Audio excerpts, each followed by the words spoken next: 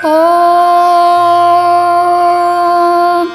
शुक्लाम्बरधरं विष्णुं शशिवर्णं चतुर्भुजं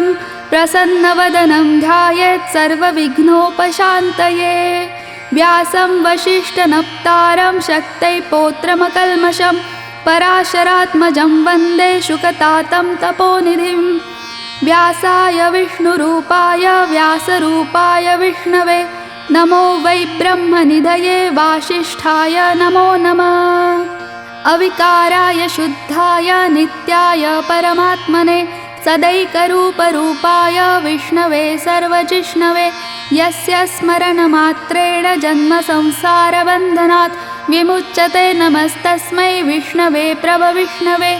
नमः समस्तभूतानाम् आदिभूताय बुभृते अनेकरूपरूपाय विष्णवे प्रभविष्णवे। ॐ नमो विष्णवे प्रभविष्णवे। श्रीवैशम्पायन उवाच श्रुत्वा धर्मानशेषेण पावनानि च सर्वशः युधिष्ठिरः शान्तनवं पुनरेवाभ्यभाषत। युधिष्ठिर उवाच किमेकं दैवतं लोके किं वाप्येकं परायणं स्तुवन्तः कं कमर्चन्त प्राप्नुयुर्मानवा शुभं। को धर्म सर्वधर्माणां भवतः परमो मतः किं जपन्मुच्यते जन्तुर्जन्म संसारबन्धनात्। श्रीभीष्म उवाच जगत्प्रभुं देवदेवम् अनन्तं पुरुषोत्तमं स्तुवन्नाम सहस्रेण पुरुषः सततोत्थितः तमेव चार्चयन् नित्यं भक्त्या पुरुषमव्ययं ध्यायन् स्तुवन् नमस्यं च यजमानस्तमेव च। अनादिनिधनं विष्णुं सर्वलोकमहेश्वरं लोकाध्यक्षं स्तुवन् नित्यं सर्वदुःखातिगो भवेत्। ब्रह्मण्यं सर्वधर्मज्ञं लोकानां कीर्तिवर्धनं लोकनाथं महद्भूतं सर्वभूतभवोद्भवम्। एष मे सर्वधर्माणां धर्मोऽधिकतमो मतः यद्भक्त्या पुण्डरीकाक्षं स्तवैरर्चेन्नरः सदा। परमं यो महत्तेज परमं यो महत्तप परमं यो महद्ब्रह्म परमं यः परायणम्। पवित्राणां पवित्रं यो मङ्गलानां च मङ्गलं दैवतं दैवतानां च भूतानां यो व्ययः पिता यतः सर्वाणि भूतानि भवन्त्यादियुगागमे यस्मिन् च प्रलयं यान्ति पुनरेव युगक्षये तस्य लोकप्रधानस्य जगन्नाथस्य भूपते विष्णोर्नाम सहस्रं मे शृणु पापभयापहम्। यानि नामानि गौणानि विख्यातानि महात्मना ऋषिभिः परिगीतानि तानि वक्ष्यामि भूतये। ऋषिर्नाम्नां सहस्रस्य वेदव्यासो महामुनिः छन्दोनुष्टुप् तथा देवो भगवान् देवकीसुतः अमृतां शुद्धवो बीजं शक्तिर्देवकी नन्दन त्रिसामाहृदयं तस्य शान्त्यर्थे विनियुज्यते। विष्णुं जिष्णुं महाविष्णुं प्रभविष्णुं महेश्वरम् अनेकरूपदैत्यान्तं नमामि पुरुषोत्तमम्। अस्य श्रीविष्णोर्दिव्यसहस्रनामस्तोत्रमहामन्त्रस्य श्रीवेदव्यासो भगवान् ऋषिः अनुष्टुप् छन्दः। श्रीमहाविष्णुपरमात्मा श्रीमन्नारायणो देवता अमृतां शुद्धवो भानुरिति बीजं देवकीनन्दनश्रेष्ठेति शक्तिः उद्भवः क्षोभणो देव इति परमो मन्त्रः शङ्खभृन्नन्दकी चक्रीति कीलकं शाङ्खधन्वा गदाधर इत्यस्त्रं रथाङ्गपाणिरक्षोभ्य इति नेत्रं त्रिसामा सामगः सामेति कवचम् आनन्दं परब्रह्मेति योनिः ऋतुः सुदर्शनः काल इति दिग्बन्धः श्रीविश्वरूप इति ध्यानं श्रीमहाविष्णुप्रीत्यर्थे सहस्रनाम जपे विनियोगः। ध्यानं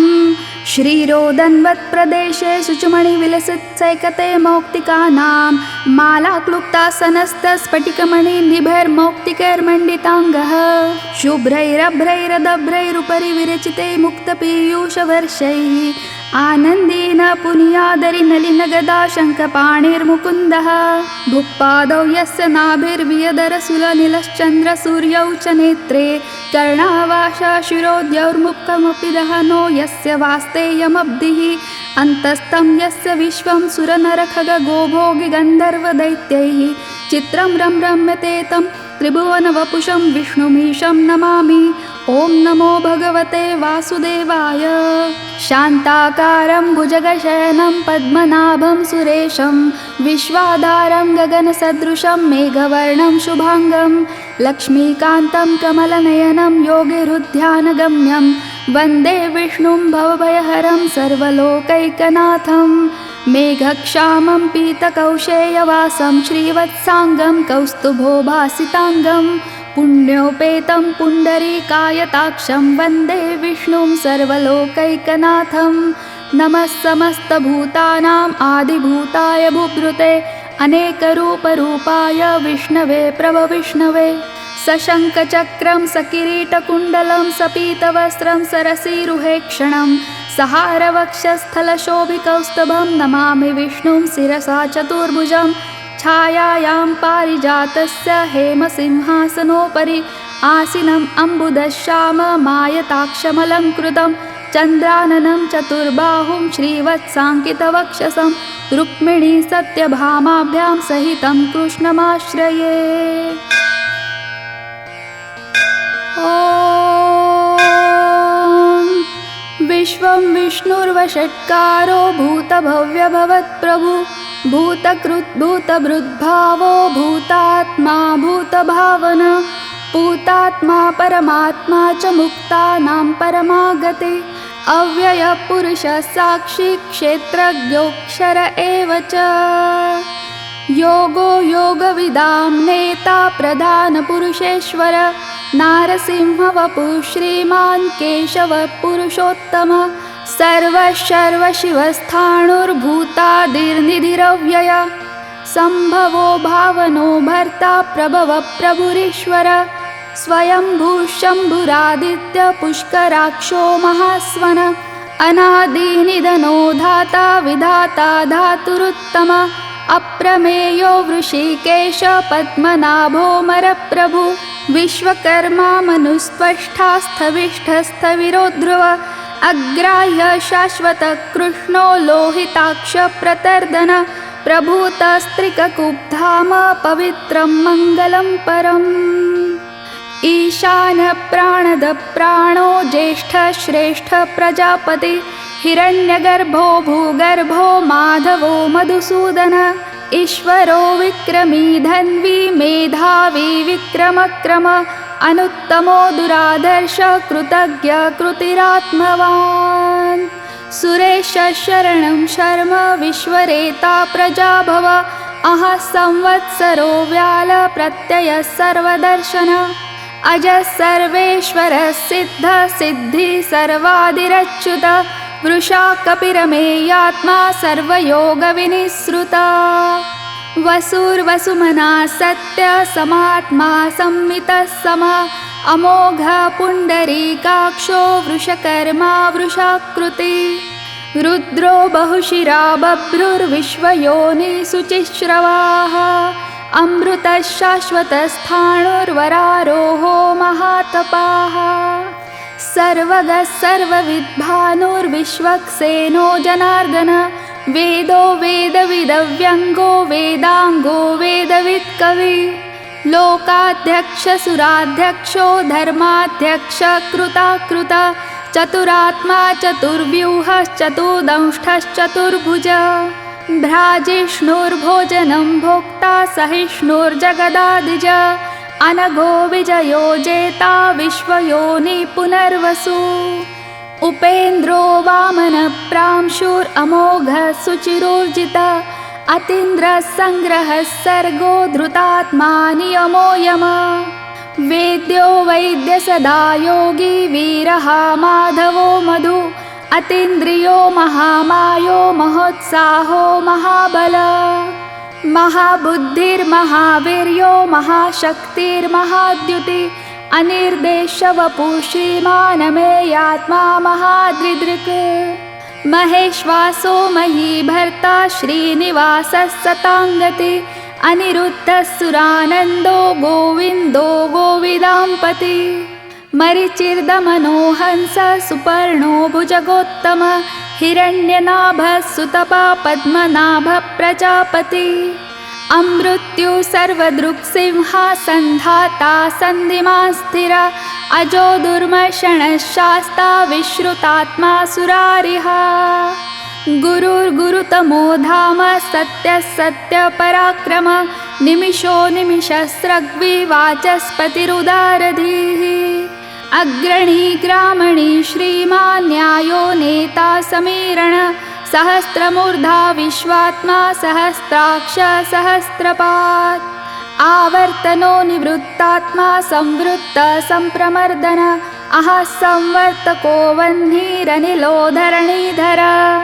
सुप्रसाद प्रसन्नात्मा विश्वदृग्विश्वभुग्विभु सत्कर्ता सत्कृतः साधुर्जह्नुर्नारायणो नर असंख्येयो प्रमेयात्मा विशिष्टः शिष्टकृच्यचि सिद्धार्थ सिद्धसंकल्प सिद्धिदः सिद्धिसाधना वृषा हि वृषभो विष्णुर्वृषपर्वा वृषोदर वर्धनो वर्धमानश्च विविक्तश्रुतिसागर सुभुजो दुर्धरो वाग्मी महेन्द्रो वसुदो वसु नैकरूपो बृहद्रूप शिपिविष्टप्रकाशना ओजस्तेजोद्युतिधर प्रकाशात्मा प्रतापन रुद्रस्पष्टाक्षरो मन्त्रश्चन्द्रांशुर्भास्करद्युति अमृतांशुद्भवो भानु शशबिन्दु सुरेश्वर औषधं जगतः सेतु सत्यधर्म पराक्रम भूतभव्य भवन्नाथ पवन पावनो नल कामः कामकृत्कान्त काम कामप्रद प्रभु युगादिकृद्युगावर्तो नैकमायो महाशन अदृश्यो व्यक्तरूपश्च सहस्रजिदनन्तिजित् इष्टो विशिष्ट शिष्टेष्ट शिखण्डी नहुषो वृष क्रोधः क्रोधकृत्कर्ता विश्वबाहुर्महीधर अच्युत प्रथित प्राण प्राणदो वासवानुज अपां निधिरधिष्ठानमप्रमत्त प्रतिष्ठिता स्कन्द स्कन्दधरो धुर्यो वरदो वायुवाहन वासुदेवो बृहद्भानुरादिदेव पुरन्दर अशोकस्तारणस्तार शूर शौरिर्जनेश्वर अनुकूलशतावर्त पद्मी पद्मनिभेक्षण पद्मनाभोरविन्दाक्ष पद्मगर्भ शरीरभृत् महर्धिरुद्धो वृद्धात्मा महाक्षो गरुडध्वज अतुलशरभो भीम समयज्ञो हविर्हरि सर्वलक्षणलक्षण्यो लक्ष्मीवान् समितिञ्जय विक्षरो रोहितो मार्गो हेतुर्दामोदरः सह महीधरो महाभागो वेगवानमिताशन उद्भवः क्षोभणो देव श्रीगर्भ परमेश्वर करणं कारणं कर्ता विकर्ता गहनो गुहा व्यवसायो व्यवस्थान संस्थान स्थानदो ध्रुव परर्धि परमस्पष्ट तुष्ट पुष्ट शुभेक्षण रामो विरामो विरतो मार्गो नेयो नयो नय वीरशक्तिमतां श्रेष्ठो धर्मो धर्म विदुत्तमा वैकुण्ठ पुरुष प्राण प्राणद प्रणव पृथु हिरण्यगर्भ शत्रुघ्नो व्याप्तो वायुरधोक्षज ऋतुः सुदर्शन काल परमेष्ठि परिग्रह उग्र संवत्सरो दक्षो विश्रामो विश्वदक्षिणा विस्तार स्थावर स्थाणु प्रमाणं बीजमव्ययम् अर्थो नर्थो महाकोशो महाभोगो महाधना अनिर्विण्णस्तविष्टो भूद्धर्मयूपो महामख नक्षत्रनेमिर्नक्षत्री क्षमः क्षाम समीहन यज्ञ इज्जो महेचश्च क्रतुः सत्रं सताङ्गति सर्वदर्शी विमुक्तात्मा सर्वज्ञो ज्ञानमुत्तमम् सुव्रत सुमुख सूक्ष्म सुघोष सुखदः सुहृत् मनोहरोजितक्रोधो वीरबाहुर्विदारण स्वापनस्ववशो व्यापी नैकात्मानैककर्मकृत् वत्सरो वत्सलो वत्सी रत्नगर्भो धनेश्वर धर्मगुग्धर्मकृद्धर्मी सदसच्चरमक्षरम् अविज्ञाता सहस्रांशुर्विधाता कृतलक्षणा गभस्तिनेमि सत्त्वस्था सिंहो भूतमहेश्वर आदिदेवो महादेवो देवेशो देवभृद्गुरु उत्तरो गोपतिर्गोप्ता ज्ञानगम्या पुरातन शरीरभूतभृद्भोक्ता कपीन्द्रो भूरिदक्षिणा सोमपोमृतपः सोम पुरुजित्पुरुषत्तम विनयोजयः सत्यसङ्घो दाशार्ह सात्वतां पति जीवो विनयिता साक्षी मुकुन्दोमितविक्रम अम्भो निधिरनन्तात्मा महोदधिशयोऽन्तका अजो महार्ह स्वाभाव्यो जितामित्र प्रमोदन आनन्दो नन्दनो नन्द सत्यधर्मात्रिविक्रम महर्षि कपिलाचार्य कृतज्ञो मेदिनीपति त्रिपदस्त्रिदशाध्यक्षो महाशृङ्ग कृतान्तकृत् महावराहो गोविन्द सुषेण कनकाङ्गदी गुह्यो गभीरो गहनो गुप्तचक्र गदाधर वेधास्वाङ्गोचितकृष्णो दृढसङ्कर्षणोच्युत वरुणो वारुणो वृक्ष पुष्कराक्षो महामनाः भगवान् भगहानन्दी वनमाली हलायुध आदित्यो ज्योतिरादित्य सहिष्णुर्गतिसत्तमा सुधन्वाखण्डपरशुर्दारुणो द्रविणप्रद दिवस्पृक् सर्वदृग्वासो वाचस्पतिरयोनिज त्रिसामासामगः साम निर्वाणं भेषयं विशक सन्न्यासकृच्चमशान्तो निष्ठा शान्तिपरायणम् शुभांग शान्तिदस्रष्टा कुमुदकुवलेशय गोहितो गोपतिर्गोप्ता वृषभाक्षो वृषप्रिया अनिवर्ति निवृत्तात्मा संक्षेप्ताक्षेमकृच्छिव श्रीवत्सवक्षा श्रीवास श्रीपति श्रीवतांबर श्रीधश्रीश श्रीनिवास श्रीनिधि श्रीविभावन श्रीधर श्रीकर श्रेय श्रीमान् लोकत्रयाश्रय स्वच्छ स्वंग शतानंदो नंदिर्ज्योतिर्गणेश्वर विजितात्मा विधेयात्मा सत्कीर्तिश्छिन्न संशय उदीर्ण सर्वतश्चक्षुरनीशशाश्वतस्थिर भूषयो भूषणो भूतिर्विशोक शोकनाशन अर्चिष्मानर्चितः कुम्भो विशुद्धात्मा विशोधन अनिरुद्धो प्रतिरथ प्रद्युम्नोमितविक्रम कालनेमिनिहावीर शौरी शूरजनेश्वर त्रिलोकात्मा त्रिलोकेश केशव केशिहा हरि कामदेव कामपाल कामी कान्तकृतागम अनिर्देशवपुर्विष्णुर्वीरोऽनन्तो धनञ्जय ब्रह्मण्यो ब्रह्मकृद् ब्रह्मा ब्रह्मा ब्रह्मविवर्धन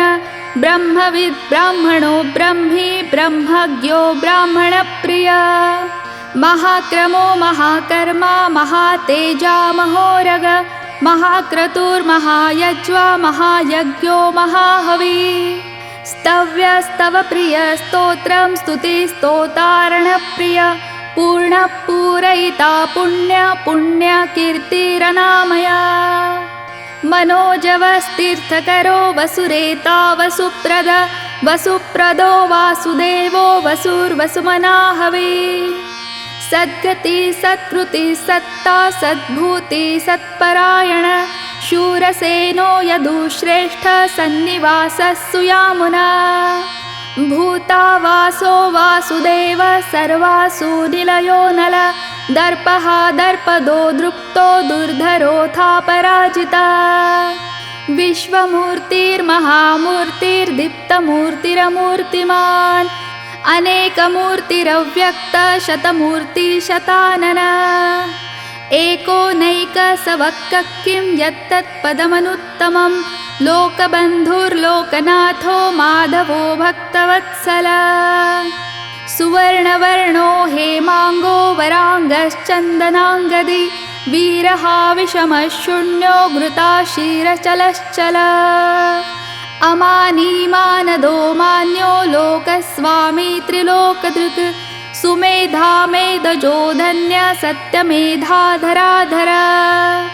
तेजो वृषोद्युतिधर सर्वशस्त्रभृतांवर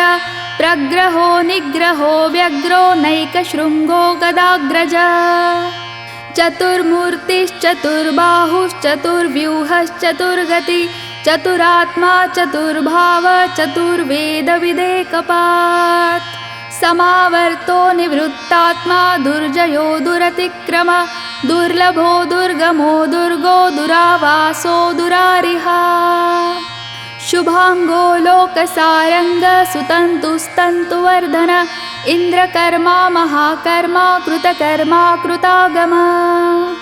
उद्भवः सुन्दरः सुन्दो रत्ननाभः सुलोचन अर्को वाचसनशृङ्गी जयन्तः सर्वविजयी सुवर्णबिन्दुरक्षोभ्यः सर्ववागीश्वरेश्वर महाहृदो महागर्तो महाभूतो महानिधि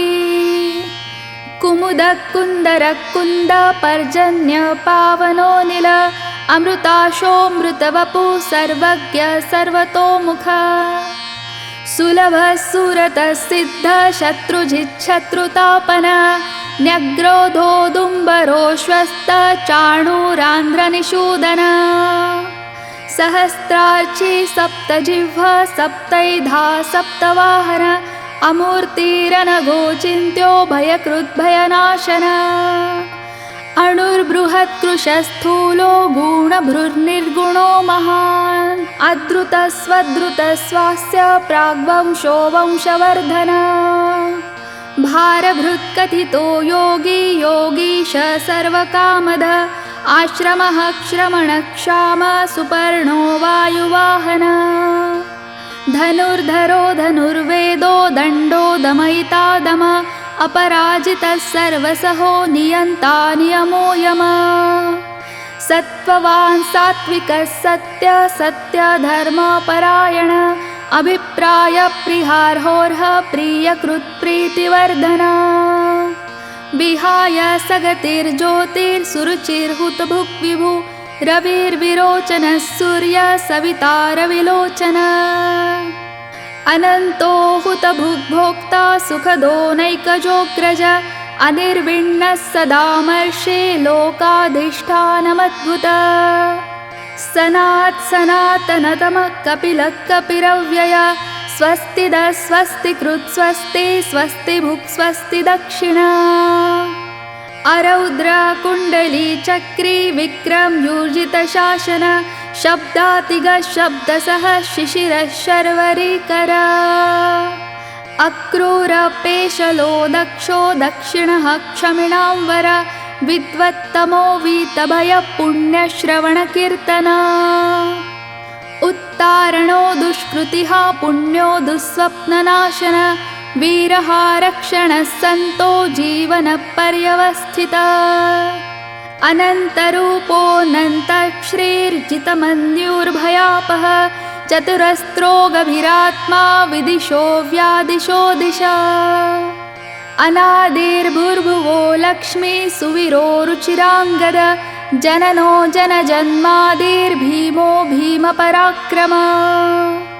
आधारनिलयो धाता पुष्पहास प्रजागर ऊर्ध्वगः सत्पथाचार प्राणद प्रणव प्रण प्रमाणं प्राणनिलय प्राणभृत् प्राणजीवन तत्त्वं तत्त्वविदेकात्मा जन्म मृत्यो जरातिग भूर्भुवः स्वस्तरुस्तार सविता प्रपितामह यज्ञो यज्ञपतिर्यज्वा यज्ञाङ्गो यज्ञवाहन यज्ञभृत् यज्ञकृत् यज्ञी यज्ञभुग् यज्ञसाधन यज्ञान्तकृत् यज्ञगुह्य मन्नमन्नादेव च आत्मयोनि स्वयं जातो वैखानसामगायन देवकी नन्दन श्रेष्ठा क्षितिशपापनाशन शङ्खबृन्नन्दकी चक्री शाङ्ख धन्वा गदाधर रथाङ्गपाणि रक्षोभ्य सर्वप्रहरणायुधो नमः इति वनमाली गदीशाङ्गी शङ्खी चक्री च नन्दकी श्रीमान्नारायणो विष्णुर्वासुदेवोऽभिरक्षतो वनमाली गदीशाङ्गी शङ्खी चक्री च नन्दकी श्रीमान्नारायणो विष्णुर्वासुदेवोऽभिरक्षतो इतीदं कीर्तनीयस्य केशवस्य महात्मनः नाम्नां सहस्रं दिव्यानामशेषेण प्रकीर्तितं यैदं शृणुयान् नित्यं यश्चापि परिकीर्तयेत् नाशुभं प्राप्नुयात् किञ्चित् सोमुत्रेह च मानव वेदान्तगो ब्राह्मणः स्यात् क्षत्रियो विजयी भवेत् वैश्योधनसमृद्धः स्यात् शूद्रसुखमवाप्नुयात् धर्मार्थी प्राप्नुयात् धर्ममर्थार्थी चार्थमाप्नुयात् कामानवाप्नुयात् कामी प्रजार्थी चाप्नुयात् प्रजाम् भक्तिमान्यः सदोत्थाय शुचित् सद्गतमानस सहस्रं वासुदेवस्य नाम्नामेतत् प्रकीर्तयेत् यशः प्राप्नोति विपुलं याति प्राधान्यमेव च अचलां श्रियमाप्नोति श्रेयः प्राप्नोत्यनुत्तमम् न भयं क्वचिदाप्नोति वीर्यं तेजश्च विन्दति भवत्यरोगोद्युतिमान् बलरूपगुणान्वितः रोगार्तो मुच्यते रोगात् बद्धो मुच्येत बन्धनात् भयान्मुच्येत भीतस्तु मुच्येतापन्न आपद दुर्गाण्यतिथिरत्याशु पुरुषः पुरुषोत्तमं स्तुवन्नाम सहस्रेण नित्यं भक्तिसमन्वितः वासुदेवाश्रयो मर्त्यो वासुदेवपरायण सर्वपापविशुद्धात्मा याति ब्रह्म सनातनं न वासुदेवभक्तानामशुभं विद्यते क्वचित् जन्म मृत्यु जरा व्याधि भयं नैवोपजायते इमं स्तवमधीयान श्रद्धा भक्ति समन्विता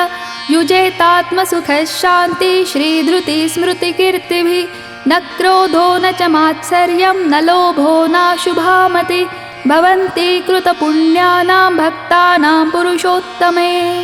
द्व्यौ स चन्द्रार्कनक्षत्राखं दिशो भूर्महो दधि वासुदेवस्य वीर्येण विद्रुतानि महात्मनः ससुरासुरगन्धर्वं स यक्षोरगराक्षसं जगद्वशे वर्ततेदं कृष्णस्य सचराचरम्